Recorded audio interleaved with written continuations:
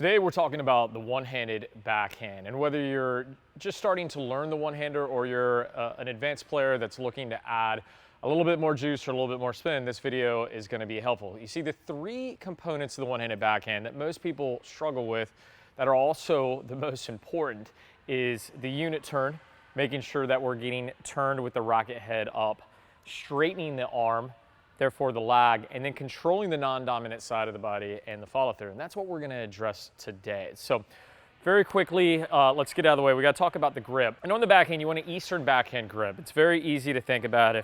If you think of bevels, the very first one, the one that's even flush with who makes your racket, that's bevel 1.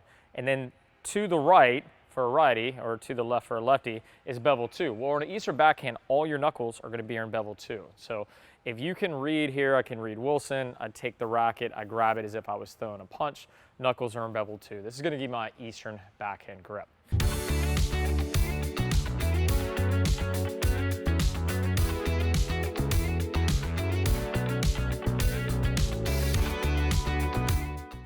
So let's move on to the unit turn, because this is the piece that most players struggle with. We see a lot of one-handers to where the racket immediately goes low. And it's just like any stroke in tennis. If you're trying to create momentum using gravity, you need to create leverage by swinging high to low. And it doesn't work if you're starting low. We want to start the racket hot. And I think where this gets funky for a lot of players is they think of the one-handed backhand independently from their other strokes. Just think about what you do on your forehand. Hopefully you're doing on your forehand. So myself as a righty, I'll show you as a lefty, but if I was a lefty hitting my forehand, when I set up, I would use my non-dominant hand to take the racket across the body and get the strings facing the side fence. That's my unit turn, right? So that first move is here. That's one of the most critical fundamentals of the forehand when we set out to hit an advanced forehand. So a ball that has good penetration, good speed, good spin. So on the one-handed backhand, this is going to be step one, is forget about your dominant hand for a minute. Just make sure that when you step out, you also create a unit turn.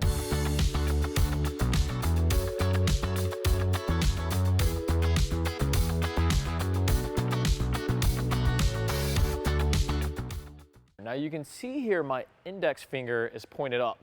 I really like this. This is something that I do on my one-hander. You see Dominic Thiem and a host of other professional players do it.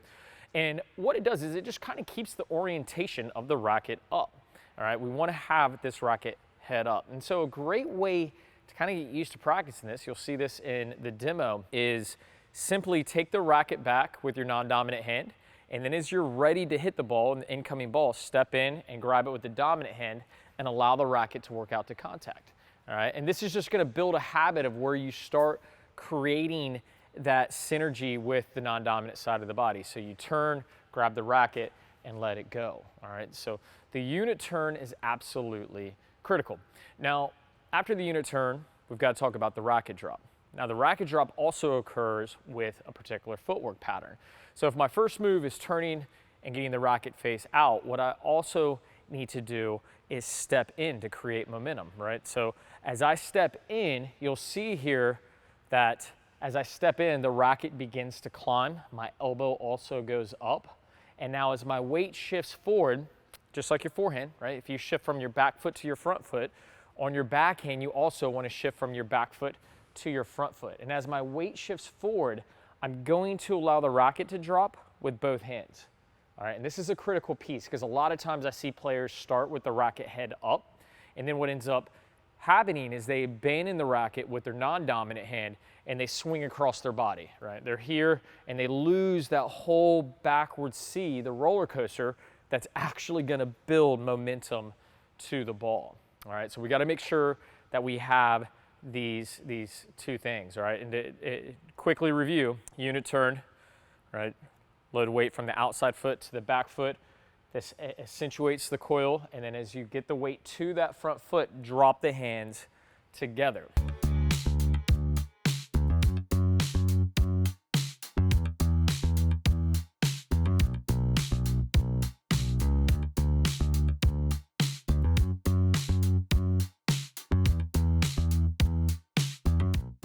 Now the next piece, really important, is creating the lag.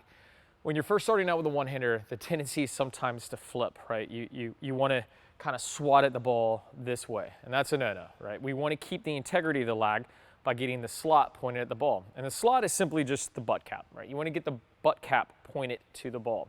So from the racket drop position, the butt cap faces the ball, and I'm going to swing the butt cap at the ball. And this is why this is so important, is because from the elbow being bent, this is what straightens the arm. Remember, going back when we started the video, we talked about the unit turn and then the importance of straightening the arm. The arm has to be straight as you swing forward on the one-handed backhand, right? So from here, the hands drop. As I step in, the arm straightens, and then I lag the racket as the butt cap approaches the ball. So the contact point, where should you be hitting the ball? Well, ideally on the one-hander, we want to get in a habit of taking the ball early. In fact, taking the ball early, as you can see in the demo, helps you get that fluid swing path so that you stay nice and loose. Something about taking the ball early, it kind of distracts you, the timing mechanism, from hitting the brakes in your arm, or sometimes moving backwards as the weight shifts back. We get really tight in our forearm and our shoulders, and we end up swinging too stiff. So try to take the ball early and then focus on keeping the contact out in front, right? So if you're here, you're probably going to be a little too jammed up. We really want to get it out in front. You can see it's out in front of my right foot. And this is going to allow the swing path to work out to the target and then across. Because the final piece of the one-handed backhand is how you finish it. Number 3 of what we talked about in the beginning, the 3 big components of hitting a really good one-handed backhand, is controlling your non-dominant side. I see this way too often, adults, juniors, everybody, right? As they take, everything else can be perfect. Unit turn, stepping across, racket drop, lagging the racket. And then as they get here, the right shoulder opens too early and they swing across their body, right? So you did everything else right, but then swinging across your body because the right shoulder opens too early deflates the entire stroke. And that's, you know, there's nothing worse than doing everything right and then getting one piece wrong and the whole thing kind of blows up in your face. So what we want to do is we want to think about the left shoulder here. So as I'm ready to hit the ball and I step in, I really want, as the hands drop, to straighten my left hand as a righty. I want to straighten my left hand and control that left side. I want to keep it back so that the right side naturally works around the center line of my body. You'll see with the pros that even when they get pulled wide, they control this and then pivot out to that recovery. They don't let that foot just come around because they would lose the integrity of the stroke. So you got to spread the wings and hold that left side back. I think a little tip here that always worked for me when I was kind of figuring out the one-hander was this also goes in part with the footwork. If I have a habit of stepping across, you can see how my shoulder, my back is actually facing my opponent. It's much harder to swing across my body when I do this. So from here, as I swing, you can see there it goes here and then across.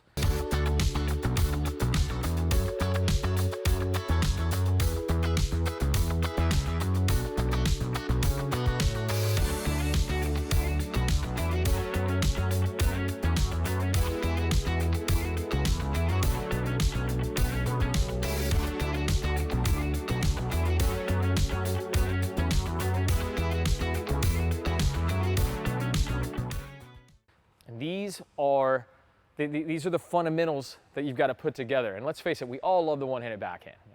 There's nothing cooler, smoother, sexier on tour. It's the one-handed backhand. But it's hard to do. But maybe it's right for you if maybe you're struggling with a two-hander, or you're one-hander, you're just defensive and you want to get some bells and whistles. Put these tips into play. I think they will help a ton. I appreciate you guys watching. I'll see you here next time.